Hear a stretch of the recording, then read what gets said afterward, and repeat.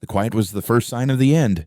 It wasn't the silence of a dead engine or a powered-down corridor. It was an active, creeping thing, a pressure in the ears that spoke of systems giving up. Elias Vance felt it in the deck plates of the Tartarus Helium-3 refinery, a massive, skeletal structure clinging to the frozen surface of Jupiter's least hospitable moon. For 12 years, his life had been a symphony of machinery. The low-frequency thrum of the geothermal taps plunging deep into the moon's core, the whine of cryogenic pumps, the ceaseless hum of the fusion core that powered it all, a miniature sun trapped in a magnetic bottle. Now, that symphony was fading. One instrument at a time, he stood on the central observation deck, a transparent bubble of permaglass staring out at the swirling, ochre majesty of Jupiter, a god-king hanging in the blackness. The refinery's running lights, usually a brilliant constellation against the ice, flickered weakly, their glow swallowed by the planet's immense shadow.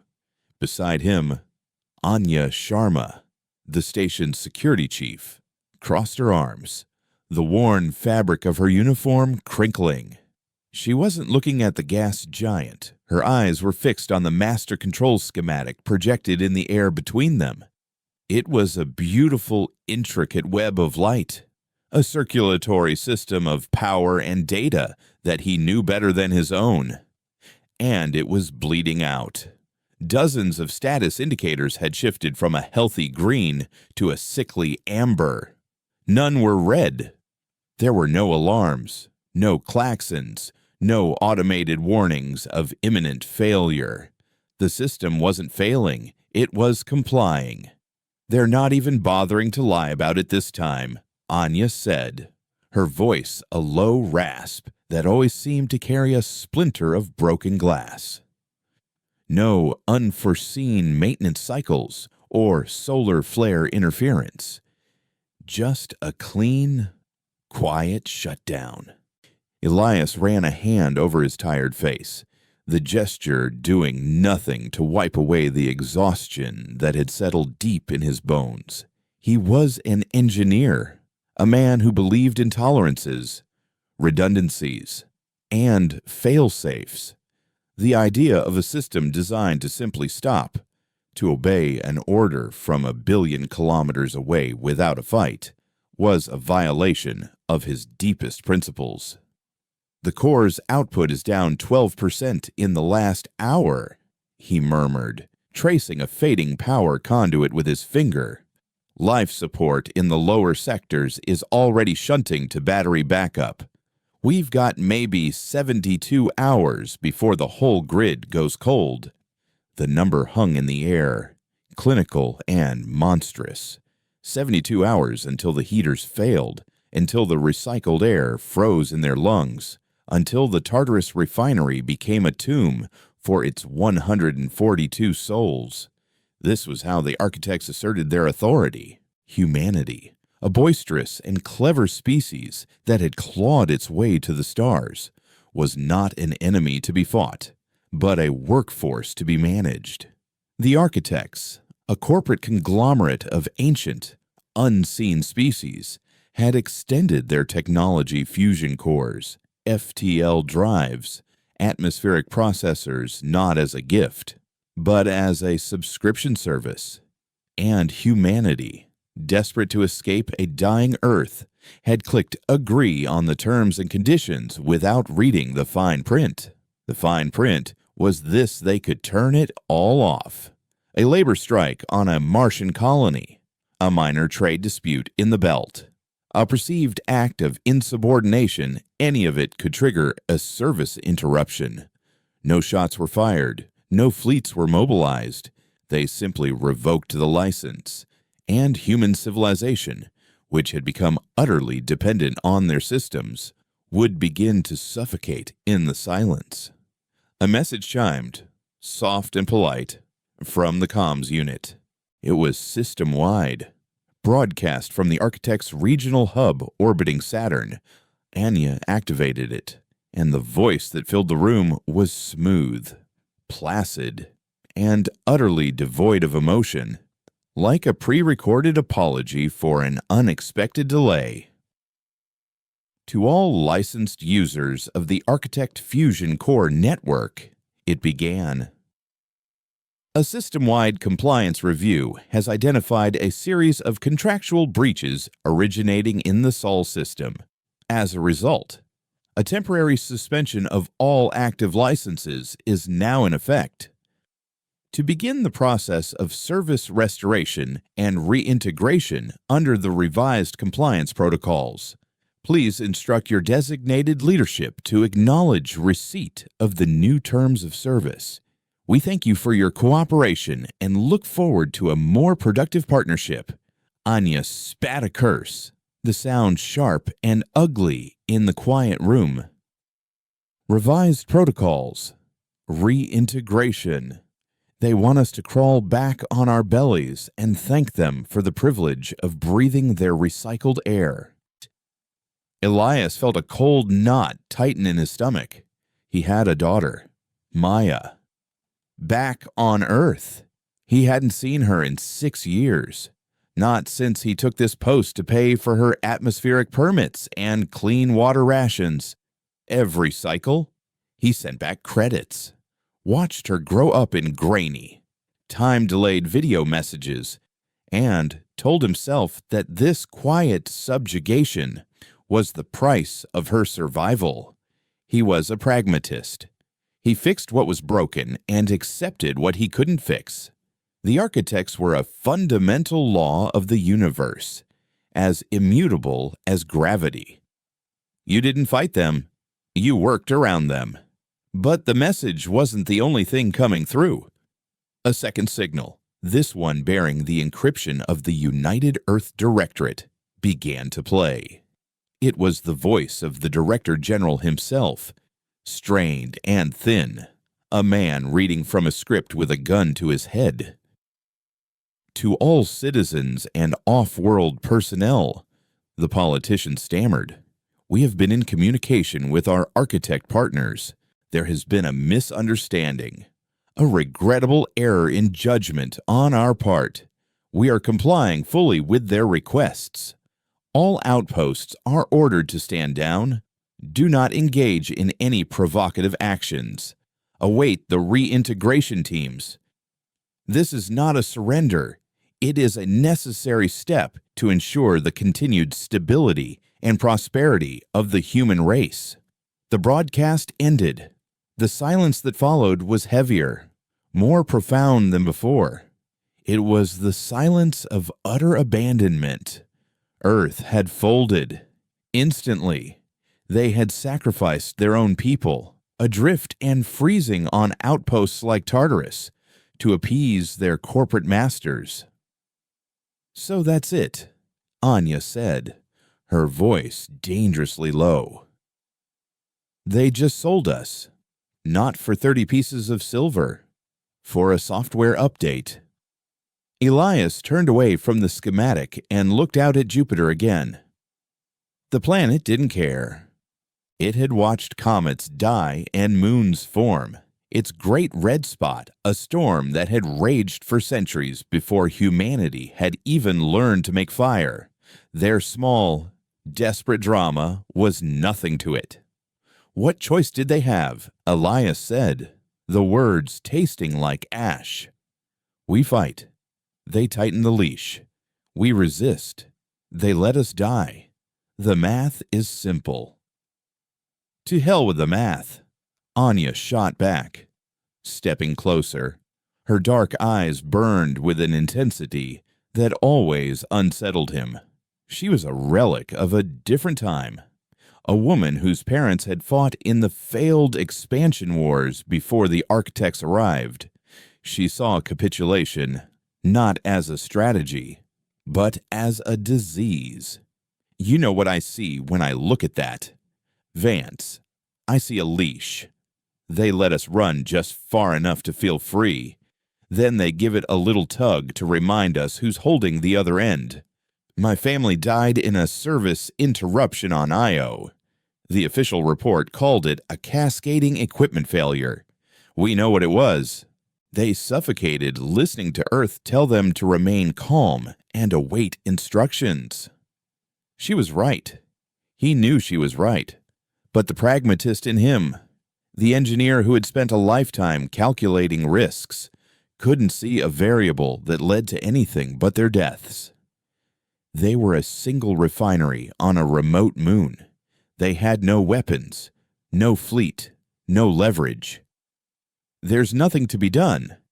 Anya," he said, his voice flat. "We follow orders. We wait for the reintegration team. Maybe we lose our bonuses and get a few more restrictions. But we live." "Do we?" she countered, her gaze unwavering. "This isn't a life. It's a cage with a view. We're just high-tech livestock. Tell me, Elias, when you look at pictures of your daughter, do you want her to grow up in a bigger cage?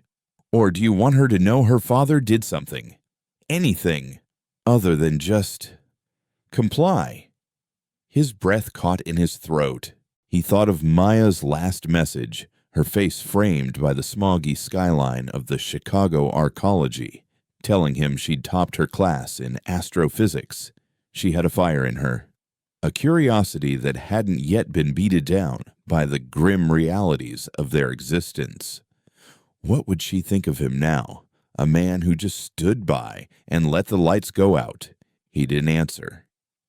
Instead, he turned and walked away, heading for the station's archives on Deck 7. It was an old habit, a retreat into the familiar comfort of data and schematics when the human world became too complicated. The archives were a cold, quiet place, filled not with data servers but with rows of metal shelves holding printed documents, physical manuals from a bygone era. The first generation of colonists who built this place had been paranoid, distrustful of purely digital records that could be wiped or altered from afar. They had kept paper copies of everything. He ran his fingers over the dusty spines of the binders, the labels written in faded ink, atmospheric condensers, cryogenic storage, geothermal tap maintenance. And then he saw it, a thick, black binder with no label, tucked away behind a loose wall panel. He'd seen it once before, years ago, when chasing a wiring fault. The old station chief had called it the owner's manual for the apocalypse and told him to forget he'd ever seen it. Curiosity, or perhaps some deeper instinct, made him pull it free. He blew a cloud of dust from its cover and opened it on a nearby table. The schematics inside were not like the clean, efficient digital versions on the main screen. These were dense, hand-drawn blueprints, covered in scribbled notes and frantic calculations. They showed the refinery's geothermal core, the massive tap that drilled 50 kilometers into the moon's crust. But they showed something else, a series of secondary systems and alternate power channels he had never seen before. A subtitle was scrawled at the bottom of the first page in messy, urgent handwriting: Project Star Flare Contingency for Total Systemic Betrayal. He read on, his engineer's mind slowly, horrifically, comprehending the elegant, insane design. The refinery core wasn't just a power source. The colonists, terrified of being abandoned or subjugated by Earth or some unknown alien power, had built in a fail-safe of unimaginable scale. It was a weapon of mutual destruction. By overriding the core's magnetic containment and redirecting the full output of the geothermal tap into it, they could deliberately trigger a catastrophic overload. The core wouldn't just melt down, it would detonate with the force of 1,000 fusion bombs. That detonation, channeled downwards, would destabilize the moon's entire tectonic structure. But that was only the beginning. The primary purpose was to ignite the trillions of tons of helium-3 and metallic hydrogen in the moon's crust, turning the entire moon into a colossal fusion charge. And that charge, in turn, would act as a stellar igniter for the gas giant it orbited. For a few brief, glorious hours, Jupiter would become a star, a temporary, unstable, but unbelievably bright star. A star that would be visible across the galaxy. A star that would send a wave of radiation and superheated plasma outwards, vaporizing everything in its path for millions of kilometers. And directly in that path, in a stable Lagrange point on the far side of Jupiter, was the architect's primary trade nexus for this entire sector of space, a fleet anchorage, a command hub, and a symbol of their unassailable power. The colonists had built a suicide bomb the size of a planet, a message to anyone who tried to cage them: if we burn, you burn with us. Elias stared at the blueprints, his heart pounding a frantic, terrified rhythm against his ribs. This was madness. It was genocide. It was a scream of pure, nihilistic rage given form. Just then, a tremor shook the station. A low, guttural groan from deep within the moon. The lights flickered and died for a full 3 seconds before the emergency batteries kicked in, casting the archive in a dim, red glow. A young tech, barely 20, stumbled into the room, his face pale with panic. "Sir," he stammered, "it's life support. Sector Gamma just went dark. A pressure seal blew when the primary power failed. Jenkins was in there. He didn't make it. The first casualty. Not from a weapon, but from a contract termination. Jenkins, a grizzled old maintenance worker who was 2 cycles from retirement, was dead because a switch had been flipped a billion kilometers away."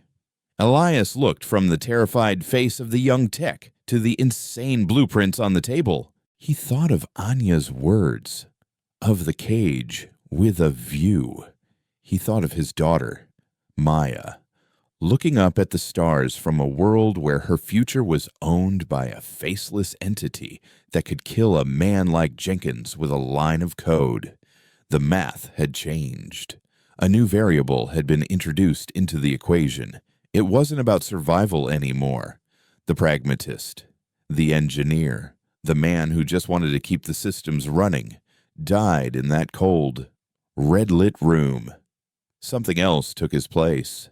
He closed the binder, tucked it under his arm, and walked out of the archive, his steps sure and steady. He found Anya on the observation deck, staring into the encroaching darkness. He didn't say a word. He just placed the black binder on the console in front of her.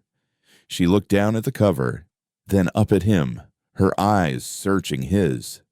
The question was there, unspoken. He met her gaze, and for the first time, the fire he saw in her was reflected in his own. "Show me," Elias Vance said, his voice calm and clear as glacial ice. "How we burn a planet." The silence in the archive was different now. It was no longer the quiet of a forgotten room, but the charged stillness of a bomb before detonation. Anya traced the primary energy conduit on the blueprint with a gloved finger, her touch surprisingly gentle for a woman who could break a man's jaw with one strike. 50 kilometers of superconducting cable, magnetic containment seals rated for pressures that don't exist in nature, and a trigger mechanism that requires 3 simultaneous key turns in separate parts of the station. She read from the scrawled notes. The old-timers weren't just paranoid, Elias. They were poets. Elias felt a tremor of something that might have been awe, or perhaps terror, run through him. This wasn't a weapon designed by a committee. It was a testament forged in fear and defiance. They engineered it to look like a series of catastrophic, coincidental failures, he said, his voice low. If anyone from Earth or the architects ever found the black box, they wouldn't see a deliberate act. They'd see a tragedy, a cascade failure originating in the geothermal tap that led to a core breach. They'd never even know what we were trying to do. He pointed to a complex diagram of the station's life support and power grid. And that's our first problem. To even begin the sequence, we need to bypass hundreds of architect-mandated safety protocols. Every one of those protocols is designed to shut the system down at the first sign of an anomaly. We're not just trying to overload the core. We're trying to do it while the entire system is actively fighting to stop us. Anya looked up from the plans, her gaze sharp. We'll need a team. People we can trust. Trust is a luxury we don't have, Elias countered. There are 141 people left on this station. How many of them do you think will sign up for a suicide mission that involves turning Jupiter into a star? Then we don't tell them the truth, Anya stated, her voice flat and certain. It wasn't a suggestion. It was a strategic decision. We tell them we have a plan to restart the core, a way to bypass the architect lockdown and get primary power back online. We tell them it's dangerous, that it involves overriding safety systems, but the alternative is freezing to death. We give them a story about survival. Elias felt a pang of his old self, the pragmatist who lived by data and honesty. Deceiving his own crew felt like a profound betrayal. But Anya was right. Hope was a more powerful motivator than nihilistic vengeance. All right, he agreed, the word feeling heavy in his mouth. Survival. But who do we bring into the inner circle who needs to know the whole truth? Silas, Anya said without hesitation. Chief Engineer Silas Croft. He's been here 30 years. He knew the men who built this place. If anyone can help us make sense of these apocryphal blueprints, it's him. And he hates the architects more than I do. They found Silas in the sub-level engineering bay, a cavernous space of humming machinery, now lit by the eerie red of emergency power. The air was noticeably colder here, their breath pluming in front of them. Silas, a man who seemed to be made of equal parts gristle and engine grease, was hunched over a coolant manifold, his hands moving with the slow, deliberate confidence of a master craftsman. He didn't look up as they approached. Pressures dropping in the secondary loop. He grumbled, his voice like rocks grinding together. Another 5 hours and the main cryopumps will seize. After that, the core's magnetic bottle starts to wobble. You two here to tell me to remain calm and await instructions. Elias laid the black binder on a workbench next to him. Silas glanced at it, his expression unreadable. He wiped his hands on an already filthy rag, then slowly, almost reverently, opened the cover. He stared at the first page for a long, silent minute. A strange, sad smile touched his lips. Project Starflare, he whispered, the name sounding like a half-forgotten prayer. I haven't seen this since I was a Green Guild apprentice. Old Man Hemlock, the first station chief. He showed it to me once, said it was the station's soul. Proof that we came out this far not to be tenants, but to be free. He looked up at Elias, his tired eyes holding a new, sharp light. You know what this is, don't you, Vance? This isn't a plan. It's a last will and testament. We think it can be more than that, Anya said. Silas let out a dry, rattling laugh. You're mad. Both of you. Do you have any idea the forces you're playing with? The calculations have to be perfect. One misaligned conduit, one premature overload, and we don't get a star. We get a dirty bomb that irradiates this entire moon and kills us all slowly. It's a far worse way to die than freezing. Can it be done? Elias asked, his voice cutting through the technical objections. That was the only question that mattered. Silas stared at him, then at Anya, and saw the same desperate certainty in their eyes. He sighed, a long, weary sound that seemed to carry the weight of 30 years of quiet compromises. Theoretically, he conceded, closing the binder. But it will take every bit of ingenuity, every spare part, and every last drop of courage we have on this rock, and we'll need to control the station's resources completely. That was the second, more immediate problem. The station's quartermaster, Marcus Thorne, was a man who lived and died by the rulebook, a former UED logistics officer. He saw the Architects' shutdown not as an act of war, but as a severe administrative problem to be managed with discipline and order. He had already begun rationing supplies, restricting access to non-essential areas, and broadcasting the Director General's message of compliance on a repeating loop. To him, Elias and Anya's plan, even the fabricated version, would be seen as dangerous insubordination.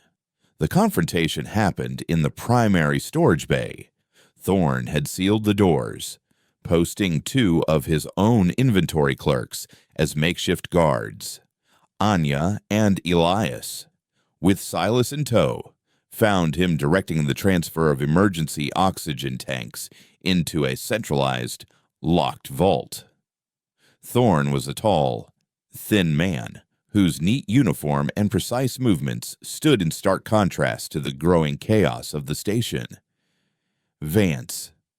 Sharma, he said, his tone clipped and official. This area is restricted. All personnel are to remain in their designated quarters until the reintegration team arrives. We need access to the power conduits behind that wall. Marcus, Elias said, keeping his voice steady. And we need the plasma welders from Lockup C7. Thorne raised an eyebrow. For what purpose unauthorized maintenance is strictly forbidden. Directorate orders are to conserve power and await instructions. The instructions are to roll over and die. Anya snapped. We have a plan to get the heaters back on. A real plan. But we need those tools. Your plan is irrelevant, Thorne retorted, stepping in front of them. Our only duty is to follow the chain of command and ensure the safety of this crew until our partners restore service. Your reckless actions could be misinterpreted as hostility, jeopardizing the entire reintegration process. What's to misinterpret? Silas growled from behind Elias. They're letting us freeze. That's a pretty clear signal. Or are you too busy counting ration packs to feel the cold? The tension crackled in the air. The 2 guards shifted nervously. Thorne's jaw tightened. I am trying to keep us alive. You are trying to start a riot. I will not allow it. Access is denied. He turned his back on them. A gesture of final, bureaucratic dismissal. That was when Anya moved. It wasn't fast, but it was brutally efficient. She took 2 steps, grabbed Thorne by the collar of his uniform, and slammed him against the cold metal wall. The impact echoed in the cavernous bay. The guards raised their shock batons, but froze when Anya drew her sidearm, a relic from the pre-architect era, powered by chemical propellants, not a licensed energy cell, and pressed it under Thorne's chin. The chain of command is broken. Marcus, she hissed, her voice a deadly whisper. It was broken the moment Earth left us to die. Right now, there is only one duty that matters: survival, and we are going to survive. You will open these doors, and you will give us whatever we need, or I will add mutiny and execution of a collaborating officer to the list of protocols we're breaking today. Do you understand me? Thorn, pale and trembling, gave a slight, jerky nod. Anya released him, and he stumbled back, straightening his uniform with shaking hands.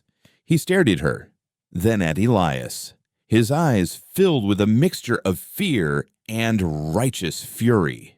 He didn't say another word. He turned to his guards, gave a curt order, and the doors to the storage bay hissed open. They had won the first battle, but Elias knew they had also started a war within their own walls. As they gathered the tools and equipment they needed, he could feel Thorn's eyes on them, cold and calculating. He wasn't a man who would forget this humiliation. He would be watching, waiting for them to fail. Over the next 36 hours, the station became a hive of secret, frantic activity.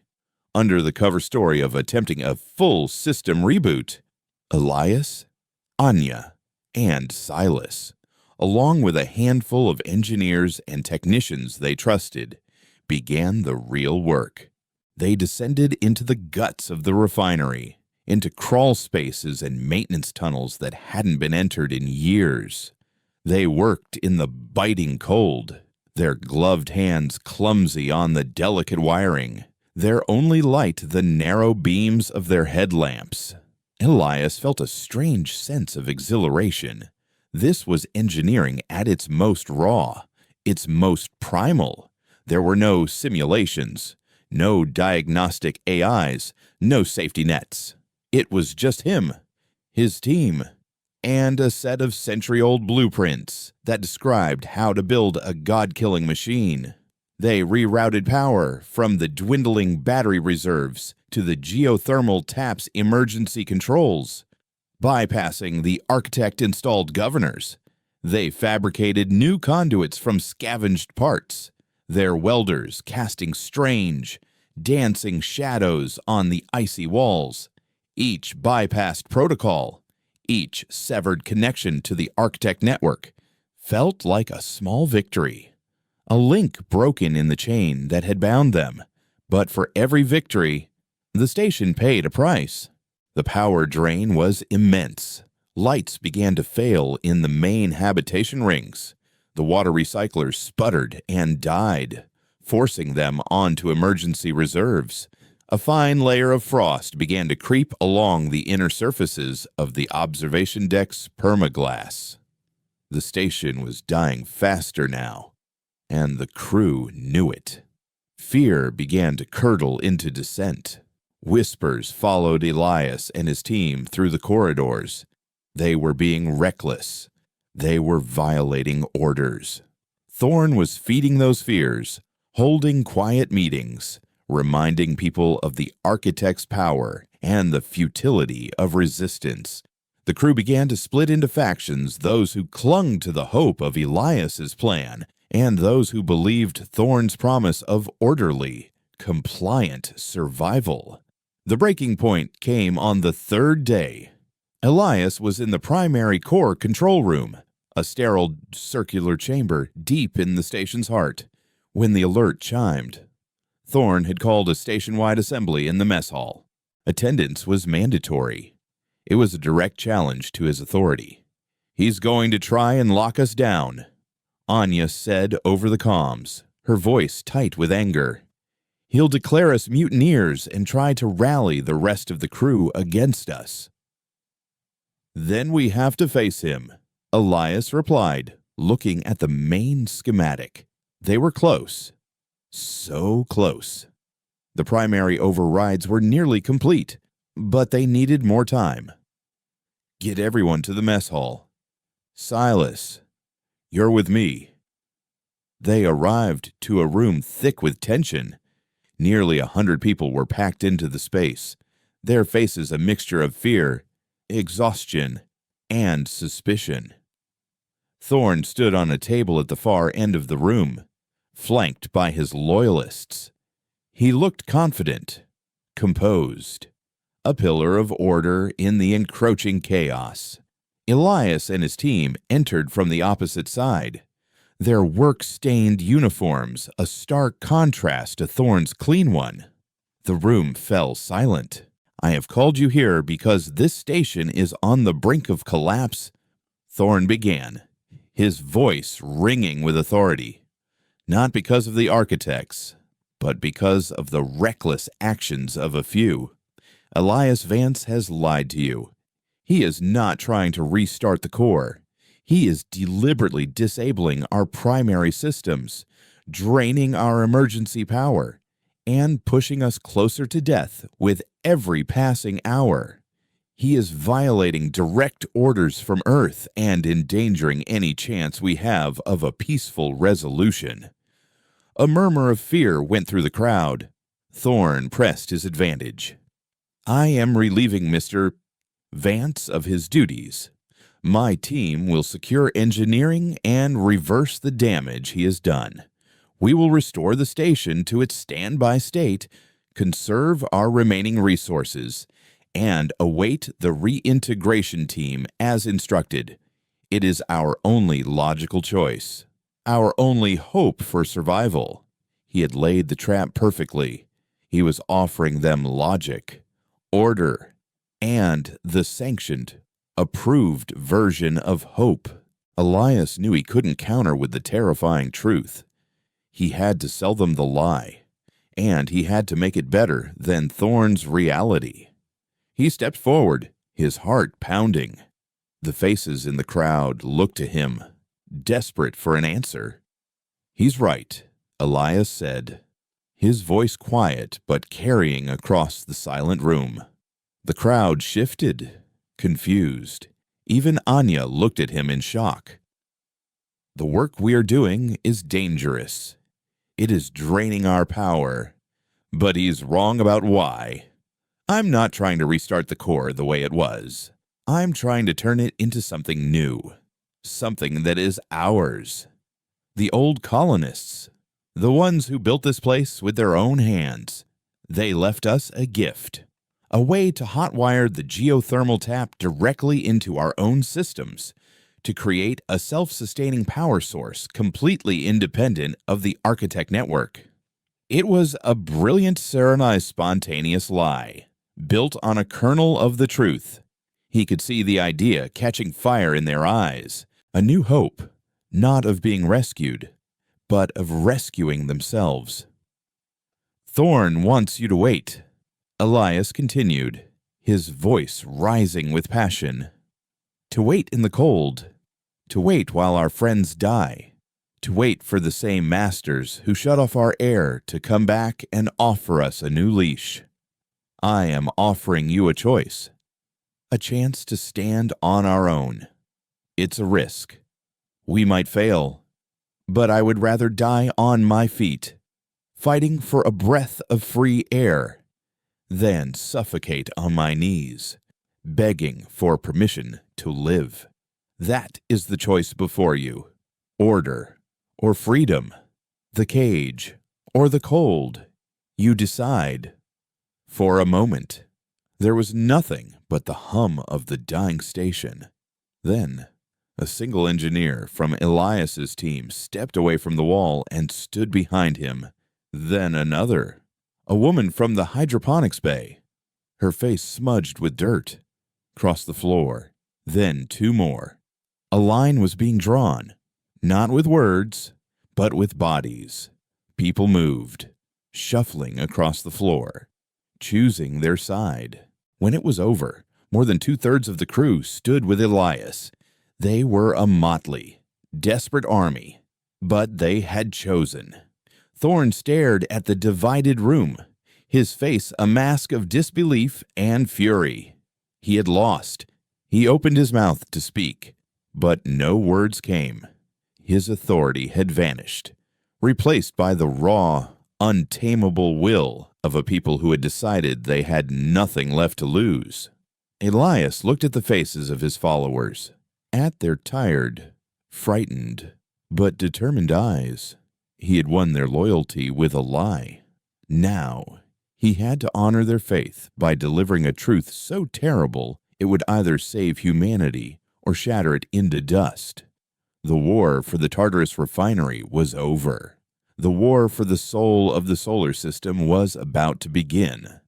The victory in the mess hall was a cold and hollow thing. Elias had bought them time, but he had paid for it with the last of his innocence. He was no longer just an engineer. He was a leader, a liar, and now a jailer.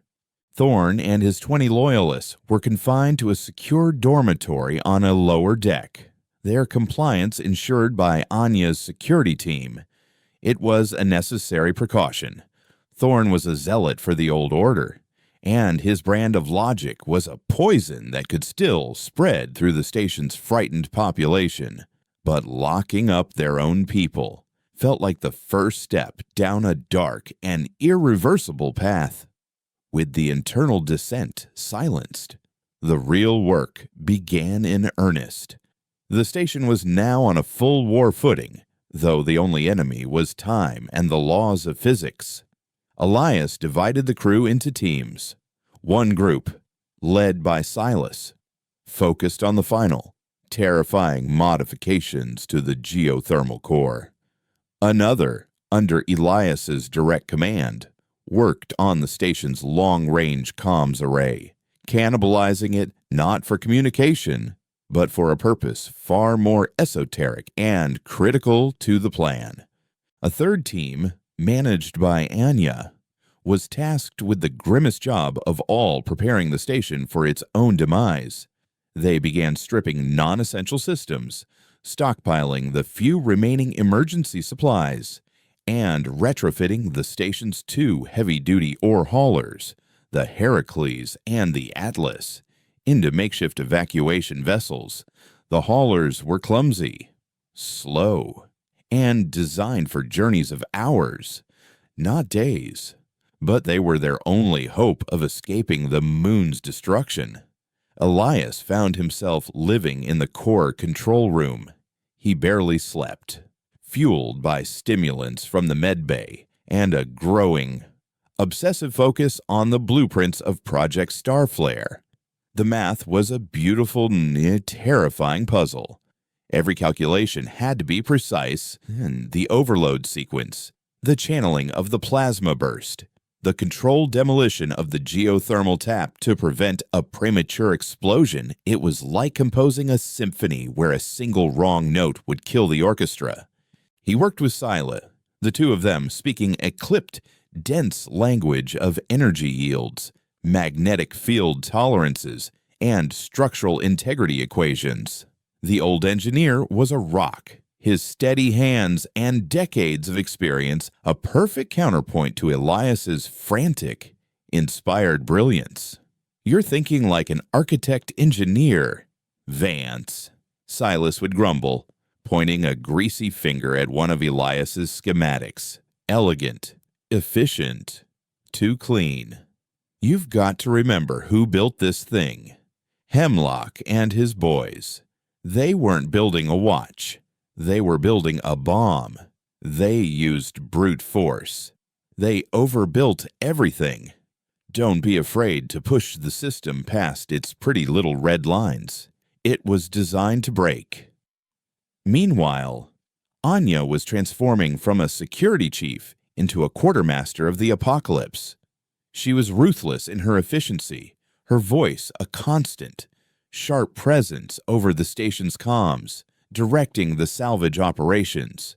"I don't care if the atmospheric filters in the rec room are rated for another 6 months," her voice would crackle. "Rip them out. We need the power couplings for the hauler's life support. The mess hall's emergency rations, consolidate them. From now on, everyone eats the same nutrient paste. This isn't a cruise liner." Her methods were harsh, but no one argued. They could all feel the cold seeping deeper into the station, see the frost creeping further down the corridors. The lie Elias had told them that they were building a new power source was sustained by the sheer, desperate energy of their work. They were too busy, too focused on their immediate tasks to question the grander strategy. They were all soldiers now, fighting for the promise of a dawn they couldn't yet see. But the silence from the outside world was beginning to weigh on them. For days, there had been nothing. No more broadcasts from Earth. No more placid threats from the architects. It was as if the rest of the solar system had forgotten they existed. That changed on the 5th day.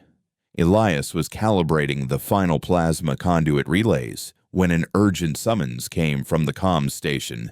He arrived to find the lead technician, a young woman named Lena, staring at her screen, her face ashen.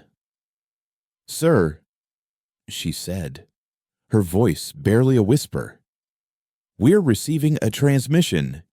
It's not architect. It's human, but it's not directorate either." On the screen, a stream of encrypted data was resolving into a message. It was a crude, low-bandwidth signal, clearly bouncing off multiple relays to mask its origin. Elias recognized the encryption protocol. It was an old, obsolete military-grade cipher used by fringe groups and anti-UED separatists in the belt, the kind of people who, like the original colonists, never trusted a centralized authority. He gave Lena the decryption key. The message that appeared was stark and chilling. To any Sol System outposts gone dark, Architect Reintegration Fleet has left Saturn. Eta Jupiter space, 48 hours. They are not a rescue team. Repeat, they are not a rescue team.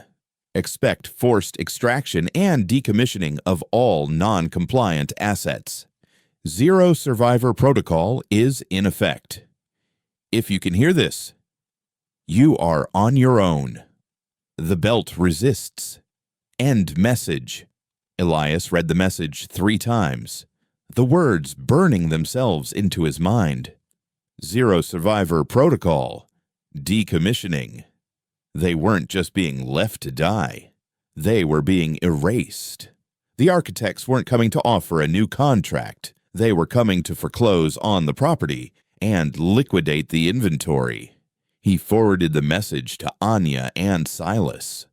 Anya's response was immediate and profane. Silas's was just 2 words, "Time's up." The news spread through the station like a virus. The thin veneer of hope Elias had so carefully constructed shattered. The lie had run its course. Now, they were faced with a truth far worse than freezing to death. They were going to be executed. Panic, for the first time, began to take hold. People started abandoning their posts, gathering in frightened clusters in the mess hall. The fragile unity he had built was dissolving into a primal fear. Elias knew he had one last chance to hold them together. He activated the station-wide comms, his face appearing on every monitor in the refinery. He looked haggard, his eyes shadowed with exhaustion, but his voice was steady, imbued with a strange, calm gravity. "You've all seen the message," he began. "You all know what's coming. And I have a confession to make. I lied to you." He paused, letting the weight of the admission sink in. "We are not building a new power source. We can't. The systems are too far gone. What we have been building is a weapon, a message. The first colonists who built this station knew this day might come. They prepared for it. They gave us a way to fight back, a way to show the architects and the galaxy what it costs to try and break us." He laid it all out. The truth of Project Starflare, the plan to turn Jupiter into a star, the destruction of the architect's command hub, the suicide of a moon as a final, desperate act of defiance. He didn't soften it, didn't romanticize it. He delivered the truth in the cold, precise language of an engineer. When he was finished, the station was utterly silent. He couldn't see their faces, couldn't gauge their reactions. He had just told 140 people that their only hope for survival was to participate in an act of cosmological terrorism that would end with the complete annihilation of their home. The haulers, Heracles and Atlas, are almost ready, he continued, his voice softer now. They can carry all of us. Their life support is limited. Their engines are weak. It will be a hard, dangerous journey to the belt, where the resistance is waiting for us. But it is a journey. There is a chance. The alternative is to wait here for the architect's fleet to arrive and decommission us. The sequence to trigger Star Flare is automated. Once we initiate it, we will have a 30-minute window to evacuate. The project requires the full output of the station's remaining power. That means once the countdown starts, we are committed. There is no turning back. He looked directly into the camera, trying to meet the eyes of every person listening.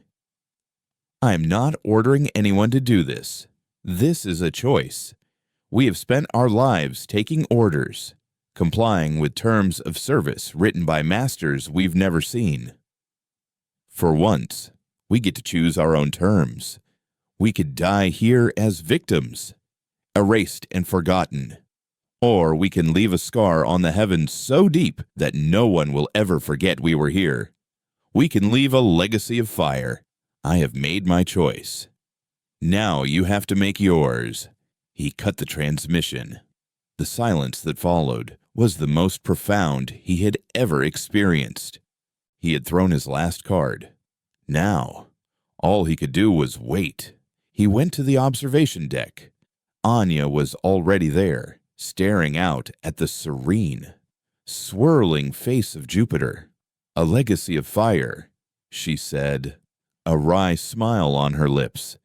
You missed your calling. Elias, you should have been a poet, not an engineer. I think maybe they're the same thing, he replied, standing beside her. Building something that outlasts you. They didn't have to wait long. A message appeared on his datapad.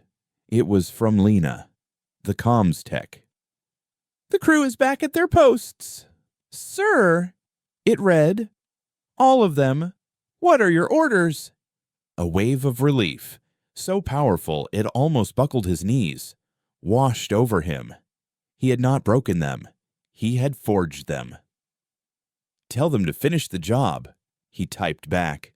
The last 48 hours were a blur of controlled, focused chaos. The final modifications were completed. The evacuation protocols were drilled. The 2 ore haulers were stocked with every last scrap of food, water, and medical supplies they could find. They were crewed Orcs, destined for a desperate voyage across an unforgiving sea. As the final hour approached, Elias made one last tour of the station. He walked through the empty corridors, the silent mess hall, the cold dormitories. He touched the walls of the place that had been his home and his prison for 12 years.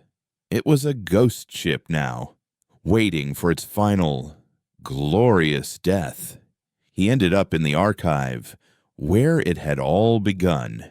He ran his hand over the dusty, empty space on the shelf where the black binder had been. He felt a sense of connection to the men who had come before him, to Old Man Hemlock and his crew of paranoid, defiant dreamers.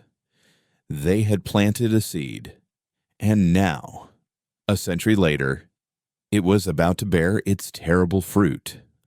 The final piece of his own plan was ready. Throughout the frantic preparations, His personal team had been working on the comms array. They had turned it into a directional, high-energy data burst transmitter. He had spent hours composing the message it would send.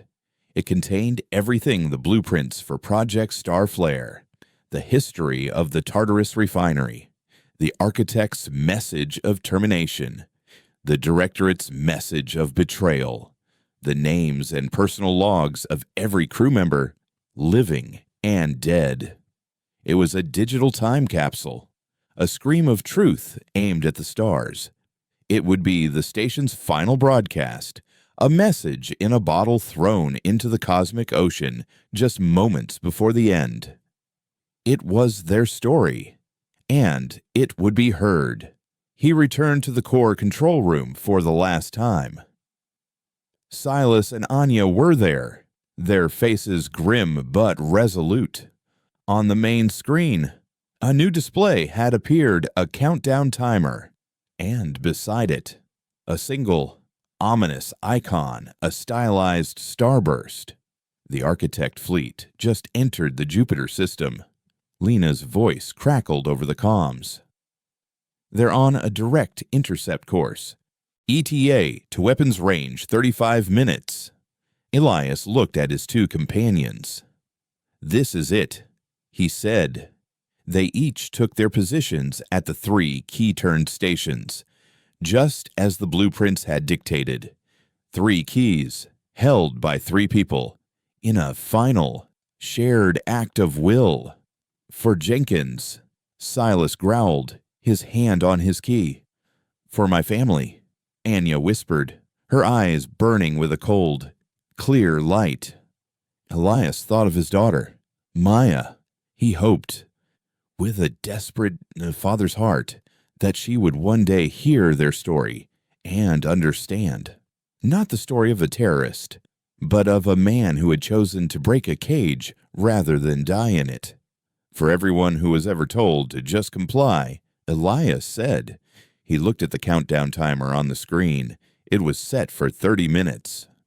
On my mark, he commanded, his voice echoing in the sterile room. 3, 2, 1, mark.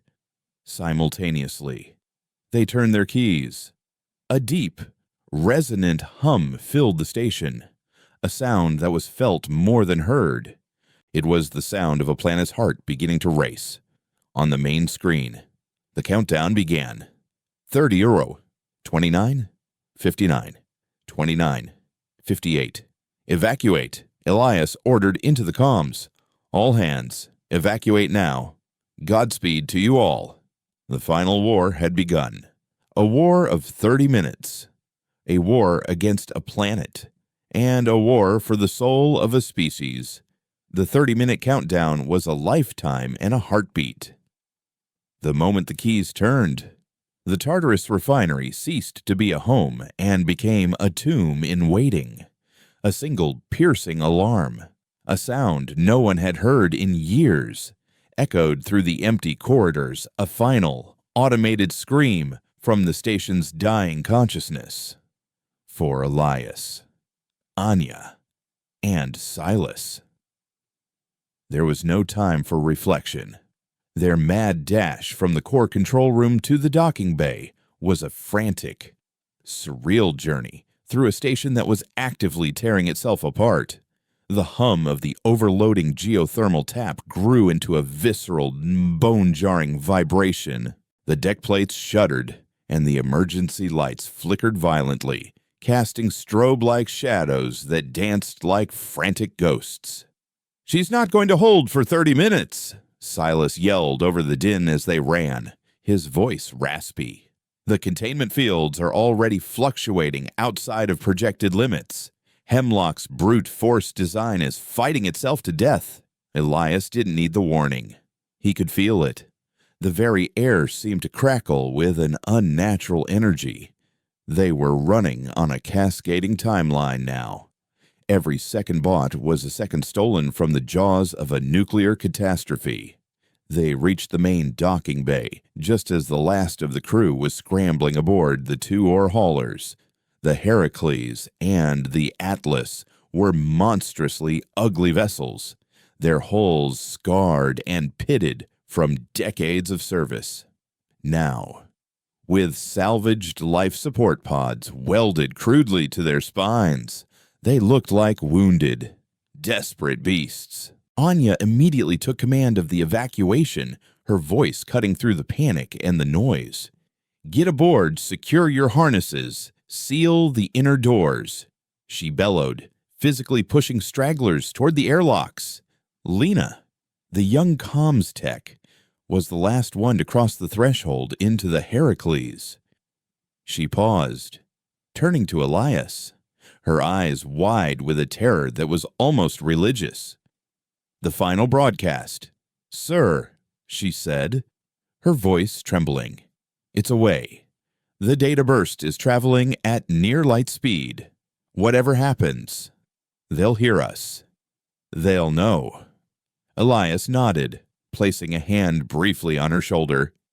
"That's all that matters. Now go." She disappeared inside, and the heavy inner door of the Heracles began to grind shut. Elias, Anya, and Silas ran for the Atlas, the last ship, their ark. Just as they clambered through the airlock, a massive tremor, far more violent than the others, threw them from their feet. A high-pitched shriek of tearing metal echoed from deep within the station. That was the primary support structure for the geothermal tap. Silas gasped from the floor, his face pale. "She's starting to collapse. We have less than 10 minutes, maybe 5.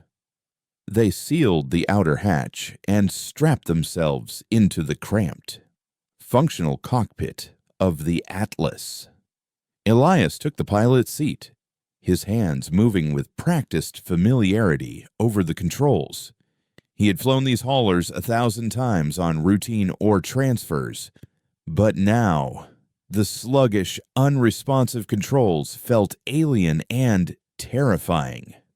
"All hands, this is Vance." He broadcast to both ships. "We're away. Full thrust. Get us clear of the moon's gravity well. Go, go, go." The hauler's engines ignited with a deep, guttural roar. The ships shuddered, lifted from their docking clamps, and began to pull away from the dying refinery. Through the cockpit's viewport, Elias watched the Tartarus, his home, recede. It looked small and fragile against the vast, icy plains of the moon, its flickering lights a final, silent goodbye. On a secondary screen, the countdown clock read Sate 47. Beside it, another display showed the approaching Architect fleet, their icons resolving from a single point of light into a terrifyingly clear formation of sleek, predatory vessels. They were still minutes away, but they were closing fast. "They've detected our launch," Anya reported from the co-pilot's seat, her eyes scanning the tactical display. "They're hailing us. Standard surrender ultimatum." "Don't answer," Elias grunted, his knuckles white as he pushed the throttle to its maximum. The old hauler groaned in protest, its frame vibrating under the strain. "All power to the engines. We need every meter we can get." The screen showing the Architect fleet flashed. "Multiple energy signatures." Anya warned. "They're launching something. Small craft. Fast. Or reintegration teams." Silas muttered from the jump seat behind them. "Boarding parties. They still think they can take the station intact. They have no idea what's under their feet." Elias watched the small, swift icons of the boarding craft detach from the main fleet and accelerate toward the moon. They were flying into the heart of a supernova, completely unaware. It was a strange, grim thought. The architects, for all their power and technology, were undone by a single catastrophic failure of imagination. They couldn't conceive of a species that would choose to burn down its own house rather than be evicted. The haulers cleared the last of the moon's thin gravitational pull and swung out into the void, their engines straining to build velocity. They needed to put as much distance as possible between themselves and the impending blast. The shock wave, even in the vacuum of space, would be a wave of pure radiation and kinetic energy, capable of tearing their unshielded ships to pieces. So for 12. The Architect boarding craft were now swarming around the Tartarus refinery. On the magnified view screen, Elias could see them attempting to dock, their magnetic clamps searching for purchase on the shuddering, unstable hull. 30. Elias, Anya said, her voice suddenly tight with a new kind of alarm.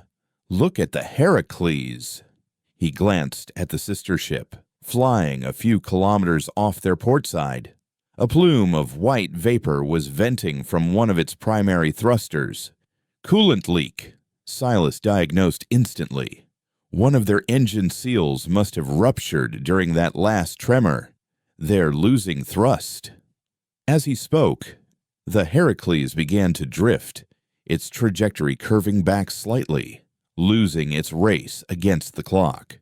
On the comms, a frantic voice cried out, "Mayday! Mayday, Atlas! We've lost primary engine control. We're not going to make it clear of the blast radius." Elias's blood ran cold. 120 souls, including Lena, were on that ship. They had survived everything, only to die because of a faulty gasket. His mind raced, calculating distances, velocities, burn times. There was no way to mount a rescue, no time to transfer the crew. They were too close to the detonation, and the Atlas was too slow. Then Anya did something he would never have expected. She unstrapped herself from her harness, her face set like granite. "Bring us alongside them," she ordered. "What?" Elias stared at her. "Anya, there's no time. We can't do it." "Elias," she commanded, her voice an iron whip. "Get us as close as you can." "Silas, take my station."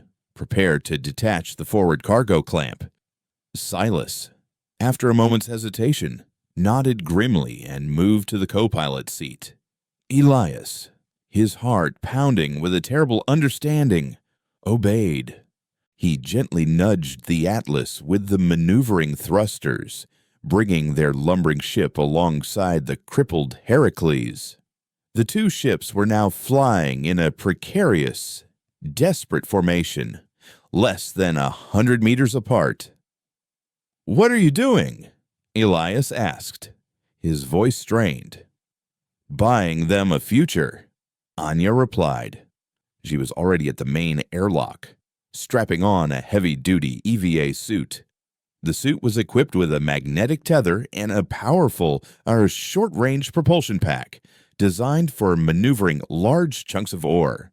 "The cargo clamp," Silas said, his fingers flying over the control panel. "It's a magnetic accelerator designed to sling ore containers, if we can get a tether from it to the Heracles. You can give them a shove." Anya finished for him, sealing her helmet. A final push to get them clear of the primary kill zone. It might not be enough, but it's a chance. The feedback from a magnetic sling of that magnitude will fry our own engines, Anya. Elias protested, his voice cracking. "We'll be dead in the water." "I know," she said, her voice tinny and distant through the helmet's speaker. "But they won't be." She cycled the airlock. For a moment, she was framed in the open hatch, a lone figure against the backdrop of the swirling, indifferent face of Jupiter. She turned back, and through her visor, her eyes met his. There was no fear in them, only a fierce, unwavering resolve. Then she was gone, a tiny figure jetting across the blackness, the thick cargo tether trailing behind her like an umbilical cord. Aura 130. Anya reached the hull of the Heracles, her magnetic boots clamping onto the metal. She worked with a desperate speed, securing the massive clamp near the ship's center of mass. 0100.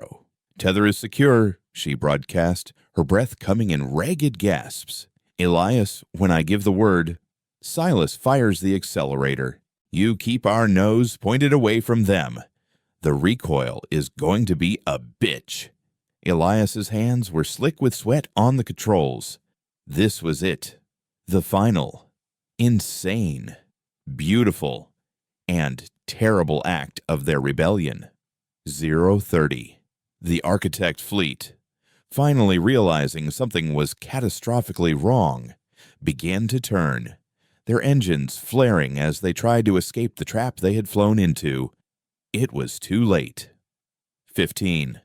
Anya, get back! Elias yelled into the comms. It's time, get clear. No time, she replied, her voice calm. She was still on the hull of the other ship. Just make it count, Elias, and tell them we were here. Year 05. Silas, now! Elias roared. Silas slammed his fist down on the activation stud. A blinding arc of blue energy erupted from the front of the Atlas. The magnetic accelerator fired, and the tether snapped taut. The Heracles, with a violent lurch, was flung forward, propelled by a force it was never designed to withstand. It shot away from them, accelerating rapidly toward the relative safety of the outer system. At the same time, the recoil hit the Atlas like the fist of a god. The ship was thrown backwards, spinning violently. Every alarm in the cockpit screamed at once as their own engines overloaded and died. They were adrift, crippled, and tumbling directly back toward the moon. Through the spinning viewport, Elias saw it happen. The countdown clock hit 0. There was no sound. There was only light, a silent, impossible, soul-scouring light that erupted from the surface of the moon. It was not an explosion. It was a birth. The entire moon seemed to bloom, to unfold into a miniature star. A wave of pure, white energy washed over the Tartarus refinery and the station, along with the swarming Architect boarding craft, simply ceased to exist. They were not vaporized. They were unmade. Their atoms scattered into the heart of the newborn star. The star swelled, its light so intense it bleached all color from the universe. Elias saw Jupiter's ancient, swirling clouds ignite, the gas giant's atmosphere catching fire like a torch. For a glorious, terrible moment, a second sun blazed in the heavens. And then the shockwave hit them. The Atlas was tossed like a leaf in a hurricane. The ship's frame screamed in protest as the wave of radiation and energy washed over them. The cockpit was filled with the acrid smell of burning electronics as the last of their systems fried. And then, darkness.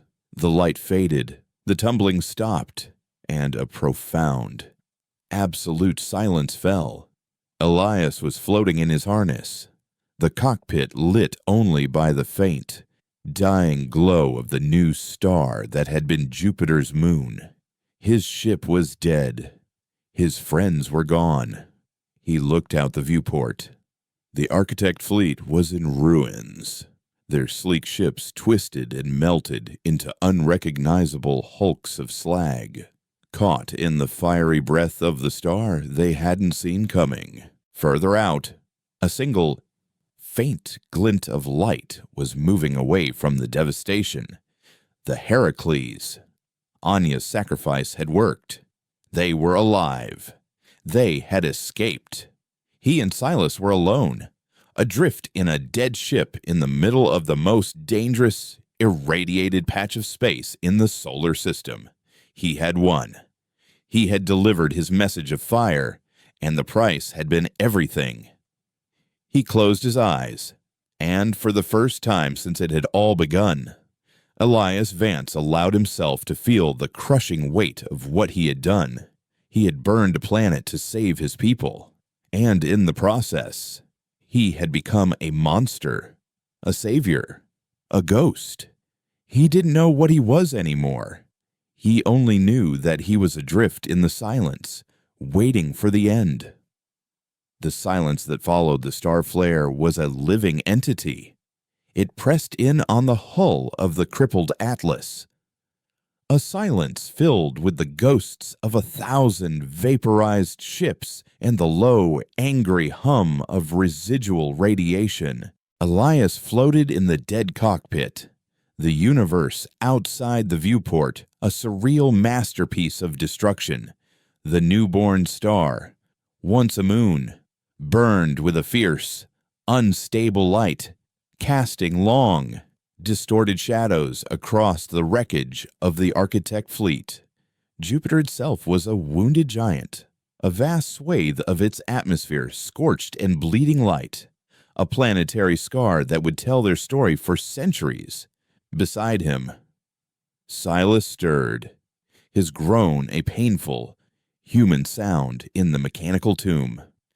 "Report!" the old engineer rasped, his training kicking in even in the face of oblivion. "Engines are slag," Elias said, his voice flat and devoid of emotion. "Life support is running on the suit's emergency reserve, maybe 6 hours of air. Comms are dead. We're a tin can in a microwave oven." Silas coughed, a dry, racking sound. "So this is it, then. We lit the bonfire, but we're too close to enjoy the warmth." He paused, looking out at the beautiful, terrible vista. It was a good show, though, wasn't it? Elias didn't answer. He was watching that single, faint glint of light, the Heracles, as it slowly, painstakingly receded into the black. They were alive.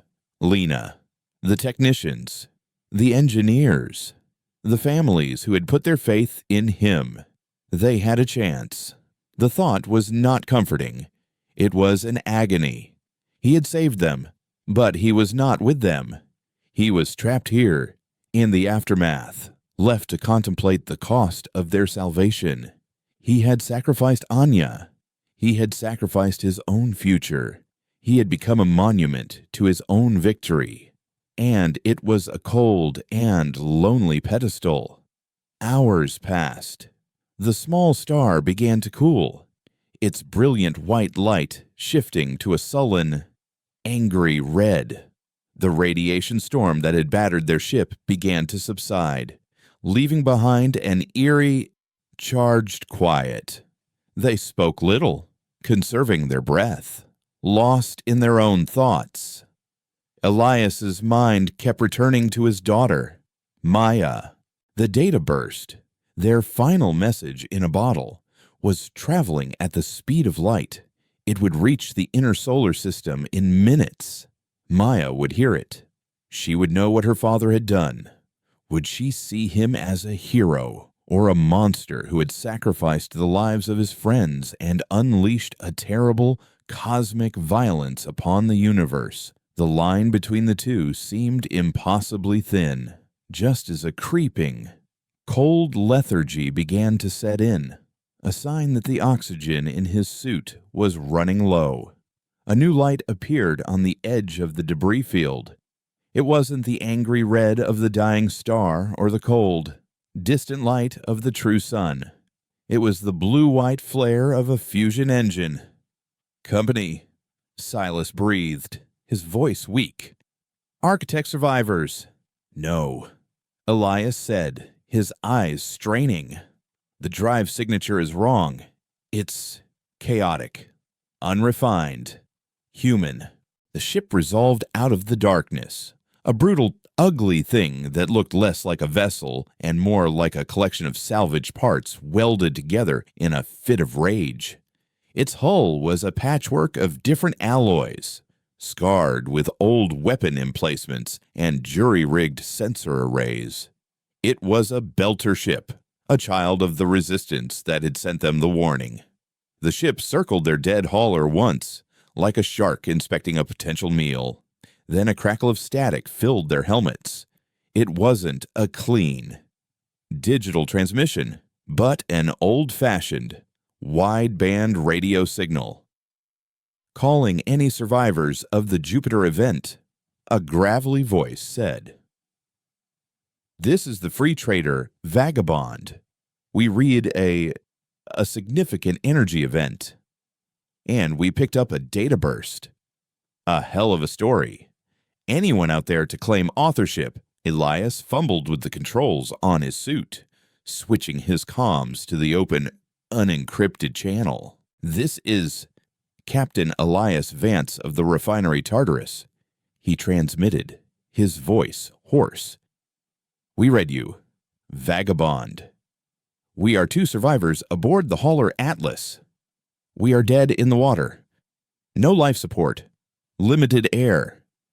There was a pause. Then the voice came back, tinged with something that sounded like disbelief, or maybe reverence. "Vance, we heard your message. The whole belt is hearing it. Holy hell, son. You actually did it. You kicked the hornet's nest with a planet." Another voice, a woman's, broke in. "We're tracking the other hauler, the Heracles. They're alive, but they're venting atmosphere. We're sending a drone with repair supplies. As for you 2, hold tight. We're coming to get you." The relief was so sudden, so overwhelming, that Elias felt his vision swim. They weren't going to die here. The story wasn't over. The Vagabond docked with them an hour later, its magnetic clamps locking onto their hull with a reassuring thud. The figures that came through the airlock were nothing like the clean, uniformed personnel of the refinery. They were hard-faced men and women in worn, patched pressure suits, their eyes sharp and wary. They carried weapons openly. These were people who had been living the war for years, not just days. They were brought aboard the Vagabond, a ship that smelled of ozone, recycled air, and unspilled blood. The captain, a broad-shouldered man with a thick gray beard and a cybernetic eye that glowed with a faint red light, introduced himself as Kalen. "Elias Vance," he said, shaking Elias's hand with a grip like a hydraulic press. "The man who made a son. The belt is in your debt." "I'm not," Elias began, but Kalen cut him off. "Yes, you are. For 50 years, the belt has fought the architects with hit-and-run tactics, sabotage, piracy. We've been a nuisance, an annoyance. But you've shown everyone that the gods can bleed. You've changed the entire equation." Elias and Silas were taken to a small Nasaik, cluttered med bay, where their suits were recharged and they were given water and nutrient paste. As his strength returned, Elias began to understand the true impact of what they had done. Cullen showed him the communications console. It was a chaotic storm of data. The data burst from the Tartarus had spread like wildfire through every independent channel in the solar system, from the mining outposts of the belt to the terraforming colonies on Mars. Their story was being told.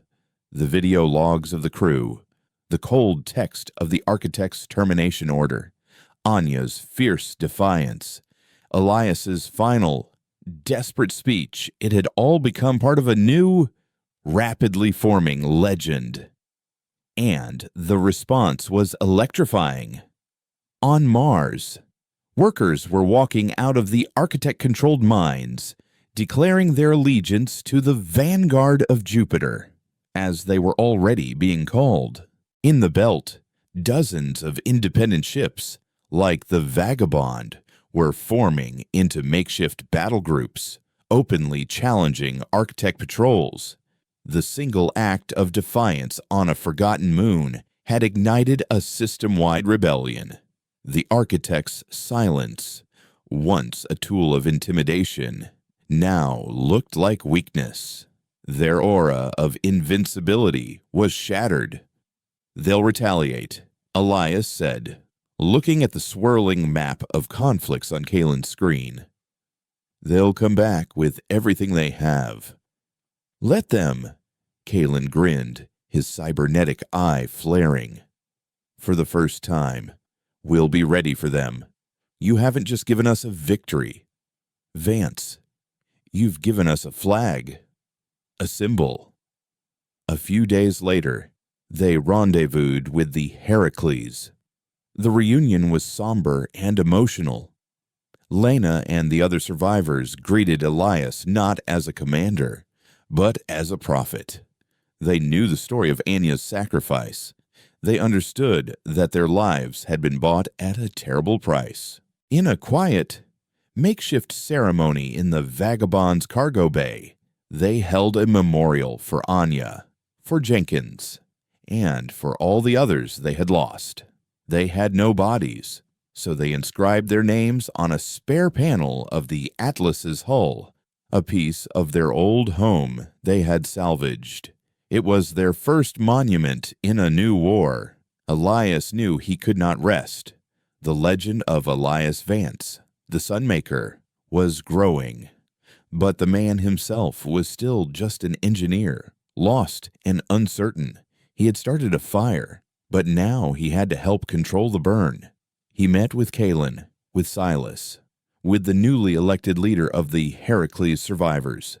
They were the nascent command council of a rebellion that was still more of an idea than an army. "The Architects will target Earth," Elias said, his voice heavy with the grim logic he could never escape. "They'll punish the Directorate for losing control. They'll tighten the leash until the whole planet suffocates, just to make an example of them." "Earth made its choice," Kalen growled. "They left you to die." "I know," Elias replied, "but my daughter is there, and there are billions of others who had no say in that choice. We can't abandon them as we were abandoned. We didn't do this just to free the belt. We did this to free everyone." It was a new, terrifying thought. He had not just started a war, he had inherited a responsibility for the future of the entire human race. His personal act of vengeance had become a crusade. The final scene of his old life was over, but the first scene of a new, far more difficult one was just beginning. He stood on the bridge of the Vagabond, a borrowed ship, surrounded by his new, strange family of rebels and survivors. They were heading for a secret base in the Trojans, a hidden asteroid that served as the heart of the Belt Resistance. It was there they would begin to build a fleet, a strategy, a future. He looked out at the stars, no longer the cold, distant lights of his past. They were destinations. They were battlefields. They were possibilities. The silence was broken. The quiet years of compliance were over. The noisy, bloody, and uncertain years of freedom had just begun. And Elias Vance, the engineer who had only ever wanted to keep the systems running, found himself at the very heart of the storm. A reluctant leader in a war he had started. A father fighting his way back to a daughter he might never see again. The journey home would be long, and it would be paved with fire.